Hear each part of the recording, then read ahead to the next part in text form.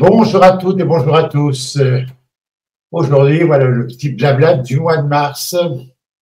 Alors, je voulais aborder un sujet que j'ai déjà abordé, mais je vais le refaire parce que ça m'est arrivé il n'y a pas très longtemps, les signes. Souvent, les gens me disent, c'est quoi les signes? Alors, les signes, c'est les papillons, la lumière qui clignote, des plumes par terre, une musique qu'on entend quand on allume la radio, une odeur qui passe.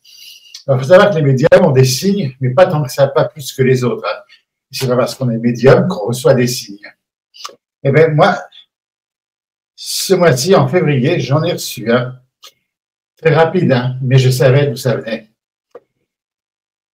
J'ai ma belle-mère, qui est décédée il y a quelques années, qui est une femme coquette, qui avait plein de bijoux fantaisie. Mais quand je dis plein, c'est plein. À peu près des boîtes à chaussures, 4 boîtes à chaussures remplies de bijoux fantaisie, de colliers, de boucles d'oreilles, de copies de bijoux, des perles noires, rouges, des boucles, enfin, des bagues, les femmes qui connaissent que c'est des marquises. Ces marquises, c'est un petit peu long sur le doigt comme ça.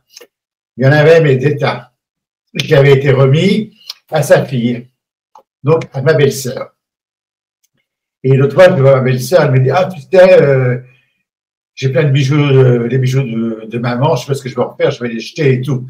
Je dis, on ne jette pas, je dis, on va les porter au secours populaire. Il y a des gens qui vont faire plaisir, montre-les-moi. Je dis, on peut les vendre aussi sur un marché aux puces pour des gens qui ont besoin de petits bijoux fantaisie pas chers. On peut aussi les donner à la ressourcerie. Enfin bref, on jette pas des bijoux comme ça qui ont été portés, qui ont une histoire. Puis je pense que la personne qui les a portés aurait peut-être pas forcément aimé.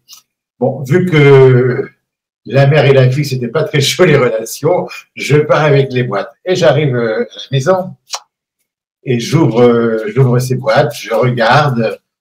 Il y avait des choses étranges, des bijoux des années 60, 70, des choses qui se font plus mal, mais de belle qualité. Hein. Et puis, il faut savoir, cette dame, elle était malade, elle était alcoolique, elle buvait du Ricard. Et je commence à regarder les bijoux, j'en essaie, parce que souvent, vous avez vu, j'ai des bagues, j'en essaie. Ah, je me dis, c'est bien, je ne vais pas les jeter quand même, c'est un peu ridicule. Hein. Je dis, on va les offrir. Alors, je savais que cette dame a travaillé au Secours populaire, donc je vais les offrir au Secours populaire. Je parlais tout seul. Et d'un seul coup, j'ai été envahi d'une odeur de Ricard ou de pastis, je ne sais pas trop, mais d'un truc anisé, plein la pièce. Et je lui dis, vous êtes là? Et là, en clair-audience, je m'entends, oui, ça me fait plaisir que vous ne jetiez, on se voyait que vous ne jetiez pas les bijoux. Terminé. Voilà. Ça, c'est ainsi. Donc, on ne peut pas douter. Je vous refais cette conférence, enfin je la refais pas, je reparle des signes que j'ai eus, parce que je l'ai fait dans une vidéo précédemment, mais il y a très longtemps, et je sais que les gens ne redescendent pas forcément dans les vidéos anciennes. Donc sur les signes, donc je vous ai expliqué le signe précédemment avec l'odeur de Ricard, la dame qui était présente, mais les signes ils sont multiples. Je vais vous raconter l'histoire de David, qui est encore très présente pour moi. Parce qu'après, j'ai sympathisé avec les parents, on est devenus amis. Et David a été quelque chose de très important pour moi. Parce que quand je fais mes contacts en public, de temps en temps, je l'appelle de là-haut pour les jeunes qui sont partis d'un accident assez grave comme lui. Et je sais qu'il est intermédiaire pour faciliter les jeunes à passer pour donner des messages. Alors, Monsieur X et Madame X avaient un garçon qui s'appelait David, qui était pompier. Et quand il était sur Terre avec nous, il disait toujours à ses parents, ah, tu devrais voir le film Ghost. Alors, ses parents ne comprenaient pas trop pourquoi le film Ghost, mais il insistait. Et un jour, il rentrait pas déjeuner le midi, mais ce jour-là, il rentre. Puis il parlait avec sa maman, tout ça, puis il repart du film Ghost. Il dit, tu sais, tu devrais voir le film Ghost, ça parle de la vie après la mort, enfin voilà. C'est bien, il m'arrête avec tout ça, et puis il s'en va. Il me dit au revoir, il s'en va. Et là, elle s'étonne, elle a un pressentiment. Pourquoi il lui parle de ce film? Pourquoi il est venu déjeuner le midi? Vous savez, les mamans, elles ont toujours un sixième sens, voilà. Et c'était la dernière fois, il ne reviendrait pas. parce que ben, la vie a fait qu'il est parti. Alors cette femme, après, une fois que le deuil, on ne le fait jamais, mais jamais on fait son deuil, on le vit, on le supporte, on fait. Je supporte pas l'expression de faire le deuil. Cette maman, après, on a parlé avec son mari, elle a dit, tu sais, il nous est toujours d'aller voir ce film gosse, ce film gosse. Donc, ils sont allés au cinéma le voir. Bon, bah oui, voilà, un monsieur qui meurt, il parle à sa femme. Et puis, ils achètent, à l'époque, c'était des cassettes, des cassettes VHS. Et il regarde, la maman regarde une fois, deux fois, trois fois, quatre fois. Rien ne se passe. Et puis, elle commence quand même à s'intéresser, comme ça parle un peu de vie après la mort, elle commence à regarder un peu ce que c'est la vie après la mort et tout. Et elle tombe sur, elle apprend qu'il y a des médiums qui connectent comme ça.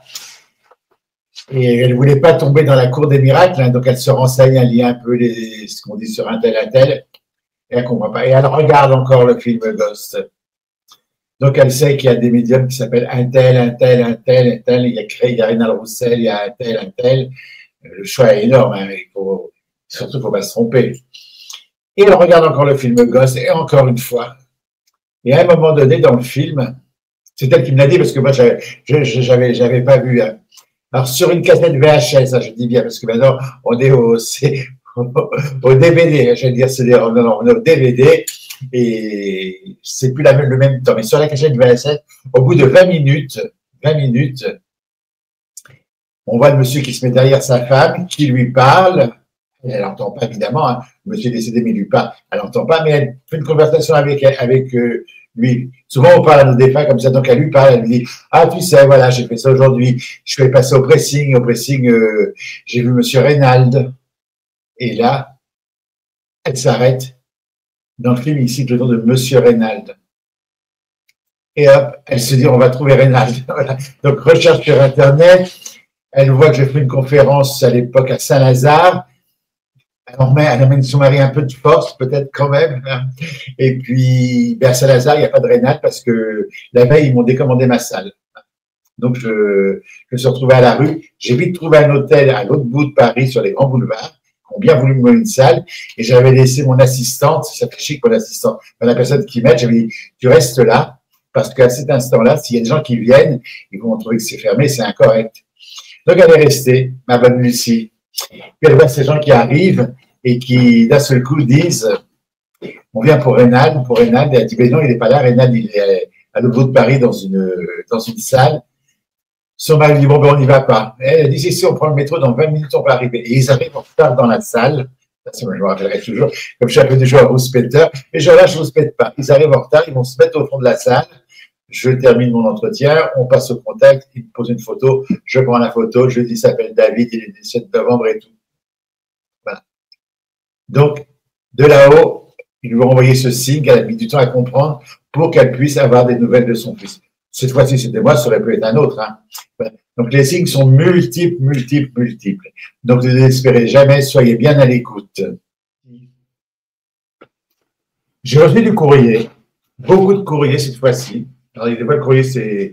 Quand j'ai du courrier des mails, des fois, j'en ai 10 par jour, des fois 50. Enfin, voilà. Là, j'en ai reçu beaucoup, dont un qui m'a interpellé. Il y a une dame qui m'explique, elle me dit je vous suis depuis le début. Vous nous expliquez toujours votre première fois, votre première prestation publique dans une salle à Paris, dans le 15e, mais vous ne nous expliquez pas comment vous avez découvert cette salle. Alors, madame, c'est très juste. Je me suis toujours lancé à dire que j'avais commencé un 21 novembre dans une salle à Paris, mais je n'ai jamais expliqué comment j'avais trouvé cette salle. Eh bien voilà, je vais vous l'expliquer. Voilà, je n'avais jamais pensé à le faire, et c'est vrai, c'est très bien. Donc, preuve que les commentaires, quand vous les envoyez par SMS, je les lis et je mets en application quand on me le demande. Voilà. Alors, on va parler, le titre, avec la découverte de la salle Pichet. Voilà.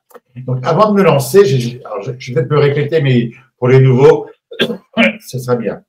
Avant de me lancer, puisqu'on ne se lance pas comme ça du jour au lendemain, mais pas sur sa porte média, mais ça vient. Voilà. Ça, c'est du rêve. J'avais décidé de travailler à temps partiel. alors j'étais coiffeur. Hein. Je suis toujours d'ailleurs. Une fois, j'ai coupé les cheveux d'une amie, et ben, c'est comme le vélo, hein, ça marche. Voilà. Donc, j'avais demandé à travailler à temps partiel, 3 jours. Je travaillais lundi, mardi, mercredi et jeudi, vendredi, samedi, dimanche. J'explorais les salles de conférence, les librairies ésotériques et tout ça. Alors, quand j'étais coiffeur, je travaillais dans un salon de coiffure et je travaillais également pour, je sais pas si je dois dire le nom, je travaillais pour la télévision, voilà, j'étais embauché pour la télévision et j'étais attaché à 2 ou 3 vedettes. Et un jour, je coiffe une vedette et une artiste, voilà. Je la coiffe et à côté d'elle, il y avait une amie qui était là, qui était en train de lire un livre de Roy-Guévaudan, voilà. Sur le titre, je me rappelle plus, mais c'était sur Oda, comme ça. Et la personne que je coiffais, lui, qui dit à son ami, ça t'intéresse de lire des conneries pareilles? Pendant le brochet. Alors l'autre lui dit, mais non, c'est pas des conneries, ça existe. Elle lui dit, vous en pensez quoi, Rénal, de la vie après la vie? Et je dis, ben moi, pour moi, il n'y a pas de souci, il y a quelque chose d'autre. Et je sympathise avec cet ami. Et cet ami me dit, ça serait bien si on allait voir des voyants en salle. Je dis, mais je ne sais pas que ça existe. Elle me dit, si, à Paris, il y a une salle, dans le 20e, où il y a des conférences, puis l'après-midi, il y a des voyants. Ça s'appelle la salle des Gatines. Entre parenthèses, si vous cherchez sur Google, vous mettez salle spiritualiste, des Gatines et tout, vous devriez trouver l'histoire de cette salle. Alors, elle me dit, Rénal, vous venez? Oh, bah, Rénal est partant, hein. Il part aux Gatines. Et puis, ça ne se fait pas, on n'y va pas. On n'y va pas. Donc, je dis à un copain, mais mon copain qui est témoin de toutes mes aventures spirituelles, je dis, viens, on m'a parlé d'un truc aux Gatines, on va aller voir dans les 15 heures. Je savais que c'était un 15 heures à Paris, tout commençait à 15 heures à cette époque-là. Donc, 15 heures, on va rue des Gatines, donc dans le 20e, c'est place Gambetta. La rue des Gatines existe toujours, hein. Et on se plante. Alors, je me rappelle plus du numéro, je vais vous dire 22, mais je suis pas sûr, hein. Et on se plante devant l'entrée et on attend. 15 heures, 15h05, 15h10, 15h20, personne. Je dis, mais est-ce qu'on est bien? Et il y a une dame qui sort. Et je lui dis, madame, il n'y a pas une salle de conférence avec des gens qui parlent un peu? Elle dit, oui, mais la salle a brûlé, c'est fermé. Ah, ben, je dis, mais tant pis. Mais elle me dit, oui, mais elle est transférée ailleurs. Ce qui n'est pas vrai, ça peut être transféré ailleurs. Mais elle me dit, il y en a une autre dans Paris, qui est vers le Louvre, tout ça, rue Jean-Jacques Rousseau, quelque chose comme ça. Bon, eh ben, ni une ni deux, hop, métro, Palais Royal, Louvre, on descend et on arrive rue Jean-Jacques Rousseau. C'était au 15. Alors là, rue des Gatines, ça pouvait faire peur parce que c'était une petite porte qui donnait sur une grande salle derrière dans une cour. Tandis que rue Jean-Jacques Rousseau, c'est un pignon sur rue. Il y a un Porsche qui est toujours ouvert et c'est un ancien garage mécanique, hein, il y a très longtemps, paraît-il. Et sur la droite, il y a un tableau avec conférence, 14h30, nanana, entracte, et c'est marqué expérience de clairvoyance avec le nom des médiums qui officient. J'ai encore rappelé parce que c'est là que j'ai débuté, ça me fait un peu drôle. Voilà. Donc, on regarde la liste, mais c'était commencé, on est arrivé, il était 16h. Donc, on va revenir demain. Le lendemain, je m'en vais, j'arrive. Donc, je rentre. S'il y a une dame qui me dit, c'est la première fois que vous venez? Oui, elle me dit, vous voulez prendre l'abonnement? Maggie, tu te rappelles, Maggie? Maggie, elle est aussi avec toi. Je lui dois beaucoup à Maggie. Moi, j'ai déjà, elle me fait un abonnement. Je sais pas comment ça se passe. J'ai dit, non, pas d'abonnement. Et je le vois. Alors, ça s'appelait Uflispes, U-F-I-S-P-E-S, Uflispes, 15 rue Jean-Jacques Rousseau, c'est très connu. Et alors, à l'heure d'aujourd'hui, ils ont changé le nom, hein. Donc, c'était une association, mais ils ont changé le nom. Je pense que c'est toujours une association, mais ils ont changé le nom, c'est un peu plus court, voilà. Donc, à l'intérieur, il y avait une salle qui comptait 50 personnes. Issus de secours et tout, il n'y avait pas d'issue de secours, je paniquais un peu, parce que 50 personnes, c'était dépassé, hein. On était des fois, j'ai vu jusqu'à 110, hein, des fois. Oh là là, mon Dieu. Donc voilà, c'est là que j'ai vu les premiers. Le premier s'appelait Gérald, je me rappelle, Gérald, un peu sec, un peu pas joyeux, plutôt en colère, plutôt énervé, mais bon, je l'ai vu travailler. Après, j'en ai vu d'autres. Après, j'ai découvert Anne Lasserre. Anne, si tu m'entends, vous savez que tous ceux que je parle, ils sont tous là-haut, hein, voilà. Donc, mon tour va venir, hein, parce que je vais bientôt faire partie des doyens. J'ai rencontré Anne Lasser, qui je trouvais travailler bien. Elle prenait la photo, elle la mettait sur son front, comme ça. Alors, moi, je suis un peu critique. Je me dis, qu'est-ce qu'elle fait comme cinéma? Elle disait, ouais, je veux que ça rentre par le troisième œil et tout. Bon, bref, ces médiumnités étaient exacts. C'était très bien, voilà. J'ai vu plein de monde. Je vais un peu oublier les noms, mais je vais pas trop dire les noms parce que pas faire de publicité non plus parce qu'il y en a qui sont pas très clairs dans tout ça. Bref, c'est là que j'ai commencé. C'est comme ça que j'ai découvert la salle Psyché. Et j'ai fait le 21 novembre. Je suis monté sur le podium sans savoir ce qui allait m'arriver. Et ça, tout le monde le sait parce que c'est ce que je raconte, ça s'arrête là. Et c'était la fleur au fusil, hein, j'y allais. Mon Dieu. Mais la deuxième fois, ce n'était pas pareil. Alors, je savais comment ça se passait. Et voilà, c'est le début de mon histoire à la salle Psyché. Voilà, madame, comment j'ai connu la salle Psyché. Et après la salle Psyché, de bouche à oreille, j'entends parler que dans le 20e, à Montreuil, il y a une dame qui a une petite structure associative qui fait venir des médiums et de bouche à oreille, je trouve la salle. Et j'y vais. Alors, c'était à Montreuil, c'était dans une cité. Et au milieu de la cité, il y avait un jardin, il y avait un petit pavillon en plein air, on montait un escalier en bois. Et là, c'était la salle de jeu, de lecture en semaine. Et le week-end, c'était loué à une dame qui faisait ses conférences. Alors là, c'était très amical. Hein. Il y avait l'entracte avec le petit déjeuner, avec le goûter, tout ça. Et j'ai démarré là. Voilà. Là aussi, j'ai démarré. Jacqueline, je vous embrasse. Et là, ça c'était bien. Je suis resté c'est là que j'ai fait, mais je suis resté quelques mois dans cette salle. Et de fil en aiguille, on découvre, hein, voilà, je ne savais pas qu'il y avait toutes ces salles après. J'ai entendu parler d'une salle rue du Château d'Eau, mais je ne suis jamais allé. Hein, voilà. Donc les anciens, mais ils doivent tous social, ils n'en rappelleront pas. Mais voilà. Et puis, je me retrouve, il y a un monsieur un jour qui me dit, Rénal, il me dit, je vous ai vu à la salle Psyché, est-ce que vous voudriez venir chez nous dans notre association? Alors, je ne sais plus le nom, hein, parce que j'ai dit, oui, c'est où? Il me dit, mais c'est rue de Rocher. C'est derrière la gare Saint-Lazare. J'ai dit, oui. Il me dit, ah, c'est un peu spécial chez nous, c'est à la bonne franquette. Oh, pourquoi pas, moi, je veux tout découvrir. Donc, ça se passait dans une salle de classe. Donc, dans la journée, c'était un collège, collège, et il s'était mis en suivi avec le directeur qui lui louait la salle. Donc, les gens étaient assis derrière le banc des élèves. C'était très drôle. J'y suis allé et je suis resté longtemps dans cette salle. Et c'est dans cette salle la première fois que j'ai fait un contact. Parce que souvent, on a les prénoms, on n'a jamais les noms de famille, hein, on a les prénoms. Ben, moi, j'ai jamais de nom de famille, hein. J'ai les prénoms. Et je fais un contact, c'était un soir, et je dis, j'ai Thomas qui est là, il y a un Thomas dans la salle. Personne lève la main. Thomas. Et le guide me dit, mais c'est un nom de famille. Et je dis, il y a Thomas en nom de famille, et là, il y a un monsieur qui lève la main. Voilà. Ça m'a marqué, parce que je disais, je me plantais avec ce prénom. Voilà. Donc, très bon souvenir aussi. La dame qui tenait cette salle, eh ben, elle est décédée. C'était la fille de Madame Riffard, pour des anciens comme moi qui ont connu Madame Riffard, qui était une grande médium, très costaud, très balèze. On va s'arrêter là. Pas spécialement ça, pas dans la vie, mais très bonne médium. Et elle s'appelait Madame Riffard, et sa fille faisait des conférences sous le nom de Madame Riffard. Et les gens, des fois, débarquaient, ils disaient, ah, c'est pas Madame Riffard, non, je suis sa fille, voilà. Et c'est une aventure. Ma vie est une aventure. Voilà. Rue Saint-Roch, rue des Rochers. Voilà.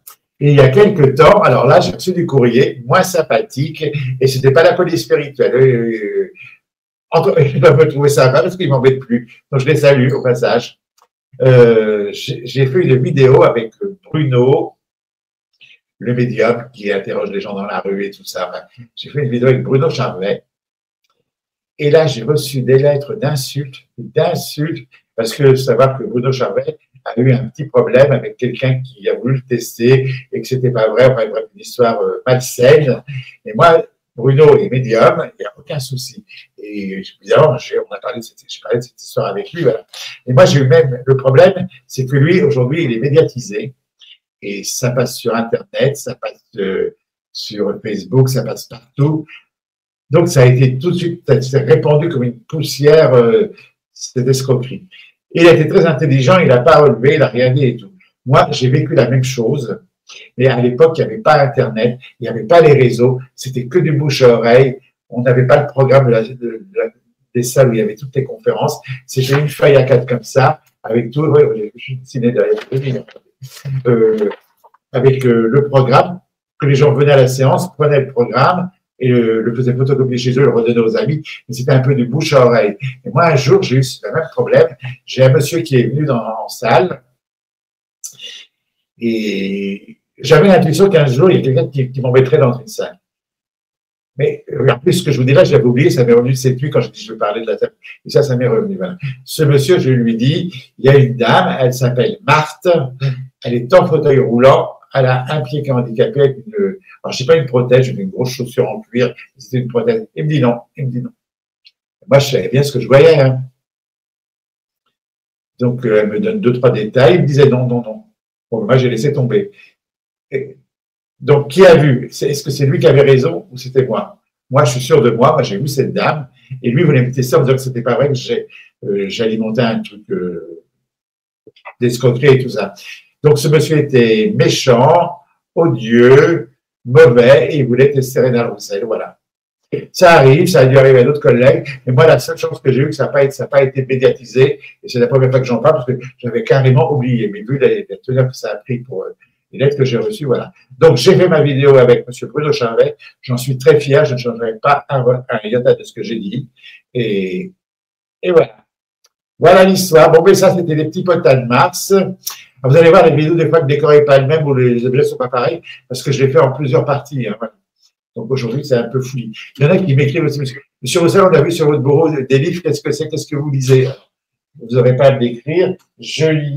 Actuellement, je lis Vision d'Anne-Catherine Emmerich. Alors, c'est en 2 tomes. C'est une mystique qui recevait des visions de la nativité christique, du Christ et tout, l'histoire vraie ou pas vraie du Christ. Voilà. C'est assez intéressant. Il y a des choses qui me contrarient. Rénal Roussel, il est souvent contrarié. Il y a des choses qui me plaisent, que j'adhère, et puis il y avait des choses que je savais un petit peu, voilà. Donc, c'est bien de le dire. J'ai le 2e tome, je ne sais pas où je l'ai rangé, voilà. Et je lis aussi La loi d'attraction en toute simplicité.